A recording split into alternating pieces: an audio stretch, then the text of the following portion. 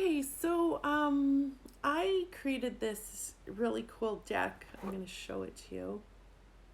Can you see it? There's different cards in this deck, different groups of cards, and the reason I created this deck is because I really want to do a lot of self-healing work because I'm going through a season of my life, like I told you, parenting teens, that is really, really challenging me. And it's just been really difficult. And I know that the more healing work we do, the more clear we will become on how to help our own kids. And it's very, it's like it's a mom's instinct. If there's something wrong with our kids, number one, we feel alone. We think it's our fault. We think we're the only ones. But another part of it is, um, like we don't know where to turn, and what we want to do is we want to fix our kids, of course we do, but what I've noticed through my own kids lives is every time something happens and I want to get help for them, like, I mean, if they need a doctor, go to a doctor. If they need help, get them help. But um when it's inner healing that needs to happen, we want to take our kids for sessions. But I've been doing this work for 18 and a half years. And every time somebody brings their kid in for a session, it's actually the parent that needs the work. And not in any way blaming parents. It's not your fault. There's not something wrong with you. You're not creating this problem. It's just that our kids hold our energy just like we hold the energy of our parents.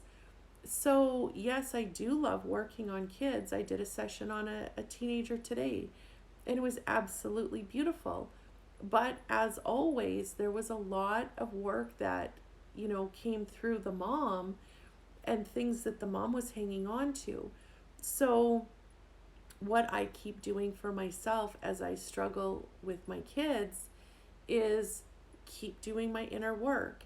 And I'm not through my storm right now. I'm still dealing with some really,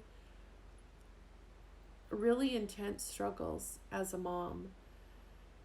But I know that me doing my work and becoming the healthiest, happiest, most loving version of myself is going to help me intuitively know what to do for my kids, and also energetically inspire them to, or sorry, like not really energetically, like energetically shift them, because all of the energy in the family works off of each other, it mirrors each other. But if I'm living my best life, that's the best chance I have for my kids to be inspired to live their best life. So that's why I want to do these sessions, is for myself and for you. I really want to keep working with moms because it is the hardest fucking job on earth. And again, I said, in my last video, I don't know how men operate. So I'm working with moms, and men are going to have to find, somebody that works with dads, because I don't know how men, I don't know how to, anyway, whatever. You know what I'm trying to say. So the first thing that's showing up, or the focus of the session that's coming up, is relationship with your father. And interestingly enough, this came up for a session. This came up as the focus of a session the other day. And we all have daddy issues. We're all carrying wounds of not feeling loved enough, or feeling neglected or abandoned or abused, or whatever it was. We're all carrying those wounds.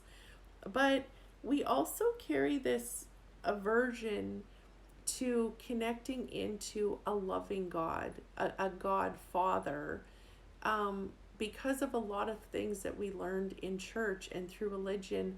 They weren't such nice things. I really don't like the version of God that I was ever presented with in church. That's why when I read the Bible, I read it in my own way. And I actually don't recommend people read the Bible. I mean, if you want to, you can, but I don't tell people to go ahead and read the Bible, because unless you have somebody that can read it from love, it can actually be a pretty scary fucking piece of work. So, what I feel is very important, though, is for us to be able to trust some higher power. Everybody calls it something different. For me right now, it's Jesus. I'm really like listening to worship music and loving Jesus. But that doesn't mean that you have to. If it's creator, if it's mother nature, like, but the point I'm trying to make is we need someone, we need to trust that the universe has us. We need to trust that there's a God. We need to trust that there's something out there that is working everything out according to plan for a purpose. And that is going to help us give our burdens to something that's going to work it out. That's why I think it's so important for people to find some kind of a relationship with a higher power. So, what this deck of cards shows is the actual pattern that we're stuck in, that is a habit pattern and a belief system that is creating issues. And the one that actually showed up is yelling. So this is interesting because we're going to focus on us yelling when we get frustrated with our kids, which is what we all tend to do. But also, were we yelled at as a child? And we're going to focus on that right now. So what we're going to do with this next deck of cards is we're going to bring up where in the body this energy is stored, because we all have belief systems, habit patterns, and they store somewhere in our body.